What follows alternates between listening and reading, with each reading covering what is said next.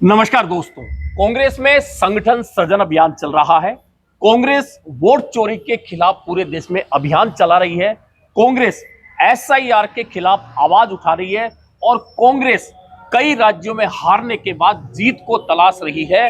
और इन तमाम बातों को लेकर एक नया मुद्दा जो कांग्रेस के दिमाग में इन दिनों देखने को मिल रहा है, और वह मुद्दा यह है कि कांग्रेस यह सोचने लगी है कि क्या देश में एक दलीय व्यवस्था हो सकती है। ये इसलिए सोचा जा रहा है कि हर चुनाव जब बीजेपी जीत रही है या बीजेपी के संगठन साथी जो जीत रहे हैं, तो कांग्रेस को यह हो गया कि कांग्रेस को वोट चोरी के जरिए हराया जा रहा है और भाजपा एक तरह से पूरे चुनावी सिस्टम पर कब्जा कर रही है। इन तमाम बातों पर चर्चा करने के लिए जयपुर जिला शहर कांग्रेस के अध्यक्ष आर तिवारी, जो खुद भी चुनाव बहुत नजदीकी अंतराल से हारे हैं और इन दिनों इन तमाम मुद्दों पर चर्चा ये कर रहे हैं, इनसे हम चर्चा कर रहे हैं। और पहला सवाल मेरा यह होगा कि कांग्रेस बार बार वोट चोरी की बात कर रही है, लेकिन आम जनता इस मुद्दे से कनेक्ट क्यों नहीं हो पा रही है? मेरा मानना यह है योगेश जी कि देश में आज वर्तमान में जो भारतीय जनता पार्टी का शासन है, जिसके नायक है नरेंद्र मोदी जी, आज़ादी के लंबे अरसे के बाद में 75 साल का आज़ादी का इतिहास है भारत का। सरकारें कांग्रेस के खिलाफ भी आई हैं, गैर कांग्रेस की सरकारें रही हैं। 2 बार तो अटल बिहारी वाजपेयी देश के प्रधानमंत्री, वैसे तो 3 बार बने लेकिन एक दिन के बने थे। भारतीय जनता पार्टी के नेता का वो भी हमने शासन देखा है।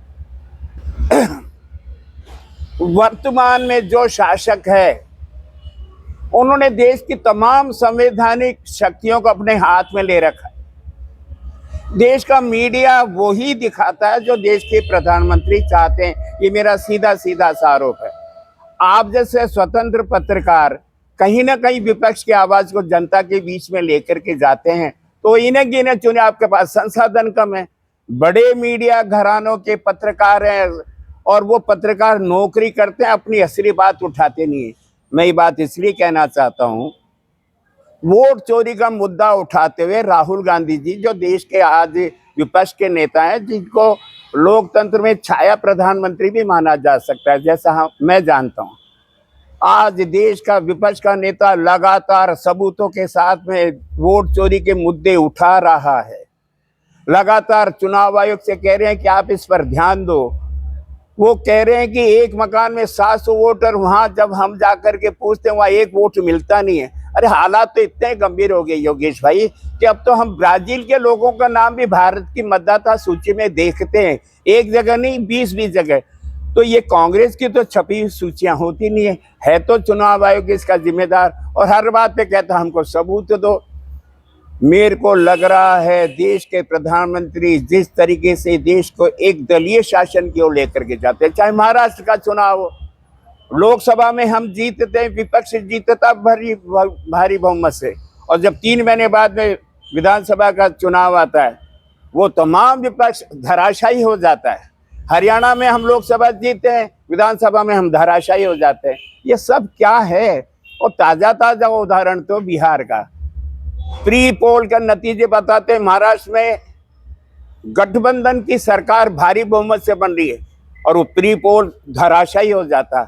हरियाणा में प्री पोल कहता है महागठबंधन भारी बहुमत से आ गया रहा है, वो प्री पोल धराशायी हो जाता है।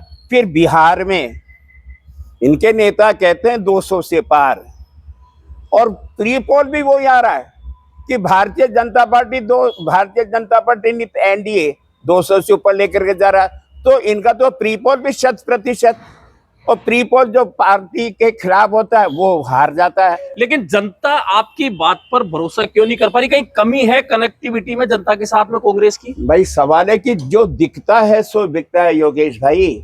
आज देश में 24 घंटे का टेलीविजन है। आज चाहे प्रादेशिक समाचार देख लो, चाहे राष्ट्रीय समाचार देख लो, एक दलीय मोदी जी का और कांग्रेस के खिलाफ उनका रुदन, और मोदी जी की वो जो 2047 में भारत को कहाँ लेकर के जाएंगे, 2025 में 2047 की वो जो बातें करते हैं। मैं कह रहा हूँ जनता का ध्यान बांट दिया जाता है। राजस्थान में चुनाव होने वाले थे नगर निगम के, नगर पालिका के, नगर परिषद के। पंचायत के चुनाव होने चाहिए थे 2024 के दिसंबर तक, प्रशासक बना दिया आपने सरपंचों को। देश की मूल आत्मा को, संविधान की आत्मा को रौंद डाला राजस्थान में। अरे यहाँ तो हाईकोर्ट ने कह दिया चुनाव होगा, सिंगल बेंच ने। यहाँ के चुनाव आयुक्त मधुर गुप्ता ने कहा संविधान के आत्मा के अनुसार चुनाव हो, मतदाता सूचियां तैयार करे। भजनलाल जी की भारतीय जनता पार्टी की सरकार शिकंडी की जैसे हाईकोर्ट जाती है, डबल बेंच में अपील करती है, उसको स्टे करा देते हैं। जो मुद्दा राजस्थान के लिए जरूरी नहीं था, जो मुद्दा जनतंत्र को, लोकतंत्र को जिंदा करने के लिए आपको निकाय के चुनाव कराने थे, आपको पंचायत के चुनाव कराने थे, आपने SIR ला करके उसको ड्रॉप कर दिया। अब हाईकोर्ट ने आदेश दिया है 15 अप्रैल को कराओ, कराएंगे क्या? आपने कह दिया अभी OBC आयोग की रिपोर्ट नहीं आई। अरे OBC आयोग बनाया किसने? आप रिपोर्ट क्यों नहीं लेना चाहते हो? मेरे को लगता है राजस्थान में अभी इनकी मंशा नहीं है। इसका मतलब सीधा सीधा है, देश में एक दलीय शासन की ओर बढ़ रहा है देश। रूस में भी लोकतंत्र है योगेश भाई, अमेरिका और चीन में भी लोकतंत्र, वहां भी प्रधानमंत्री का चुनाव होता है, वहां पर भी राष्ट्रपति का चुनाव होता है।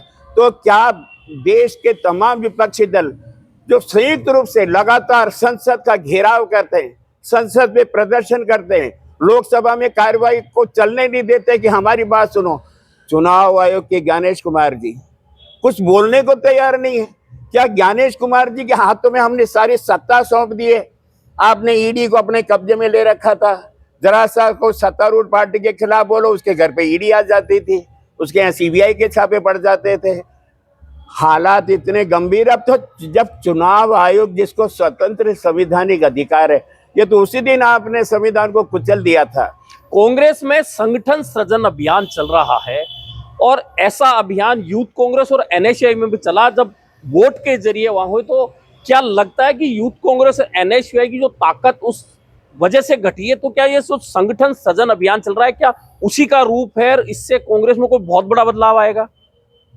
देश के नेता राहुल गांधी जी देश के संगठन को आमूलचूल परिवर्तन करना चाहते हैं, ये उनकी मंशा है। जो सीनियर नेता हैं, जो अब तक जिलों के या शहर के जिला अध्यक्ष या नगर अध्यक्ष चुना करते थे, वहां तक ये आवाज गई सब नेताओं के अलग अलग गुट हैं और नेता अपने गुट के नेता को बना देता है अध्यक्ष, ताकि दूसरे लोगों को उसमें समावेश नहीं किया जाए। सोच तो अच्छी है राहुल गांधी जी की। उन्होंने पहली बार देश के तमाम राज्यों में एक नया नवाचार किया सृजन के अभियान से, कि वो वहाँ से उन्होंने सीनियर लीडरों को भेजा और तमाम विधानसभा के कार्यकर्ताओं से उन्होंने 1-to-1 बात करी है कि भाई आप बिना दबाव के आप बताओ कौन शहर अध्यक्ष बनना चाहता है या कौन बन सकता है, या किसके हाथों में हम ताकत दे ताकि संगठन और आगे चल सके।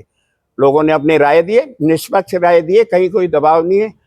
और मुझे तो ये भी मालूम है कि राजस्थान के कितने ही बड़े नेता हो, उनका इसमें कोई दखलंदाजी नहीं है, ना उनसे पूछा जा रहा है। कहीं ये टकराव की स्थितियां तो नहीं बनेंगी संगठन में कि एक अध्यक्ष बनेगा और जो बाकी दावेदार हैं वो उनके खिलाफ खड़े हो जाएंगे? देखो, क्रिया की प्रतिक्रिया तो होती है। मैं बेबाकी से कह सकता हूँ 6 लोगों के नाम मांगे गए, 6 में से तो बने गए, तो बाकी जब खुल करके सामने आ गए 5, वो क्या करेंगे? यूथ कांग्रेस के चुनाव में हमने क्या देखा? जो सबसे ज्यादा सदस्यता अभियान में नंबर 1 पे रहेगा वो अध्यक्ष बनेगा, फिर उसके बाद में उपाध्यक्ष बनेगा। हालात ये है कि जो चुन गया वो अध्यक्ष, अब उसके खिलाफ में आप हटा भी नहीं सकते हो, और उसके साथ वाले उसकी मदद करे या नहीं करे, क्योंकि वो भी चुना हुआ उपाध्यक्ष है, चुना हुआ महामंत्री है। तो जैसे बिजली है, उसका करंट भी लग सकता है, लेकिन बिजली देश को रोशन भी कर सकती है।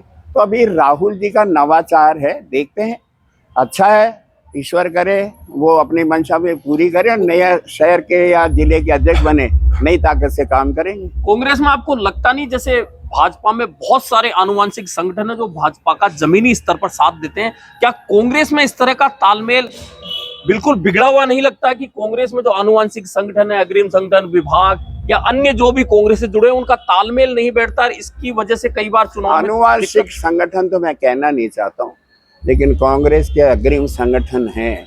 जैसे सेवादल, जब राजीव गांधी जी देश के प्रधानमंत्री बने और इंदिरा जी की मौत से पहले इंदिरा गांधी जी ने उनको अपना महामंत्री नियुक्त किया था AICC का, मुझे याद है योगेश भाई, देश में जिला कांग्रेस कमेटियों से, प्रदेश कांग्रेस कमेटियों से ज्यादा ताकतवर थे मेरे सेवादल के साथी का सम्मान था।